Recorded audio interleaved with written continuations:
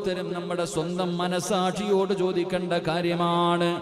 അള്ളാഹുവിന്റെ സൃഷ്ടികളിൽ വെച്ച് ഏറ്റവും വലിയ വൃത്തികെട്ടവൻ, ഏറ്റവും വലിയ പാപിയെ കുറിച്ചാണ് അള്ളാഹുവിന്റെ പ്രവാചകൻ നമുക്ക് പഠിപ്പിച്ചു തരുന്നത്.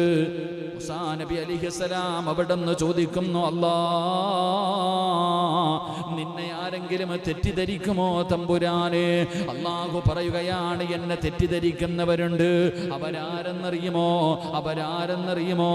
അള്ളാഹുവിന്റെ പ്രവാചകൻ സല്ലല്ലാഹു അലൈഹി വസല്ലമ തങ്ങൾ പറയുകയാണ്, അതാ അള്ളാഹു അവർക്ക് എന്തെങ്കിലും ഒരു പരീക്ഷണം കൊടുക്കുമ്പോൾ, അവർക്ക് ഇഷ്ടപ്പെടാത്ത എന്തെങ്കിലും ഒരു കാര്യം കൊടുക്കുമ്പോ, അള്ളാഹുവേ അതിനെ ഇഷ്ടപ്പെടാത്തവരാണെന്ന് നബി മുഹമ്മദ് മുസ്തഫ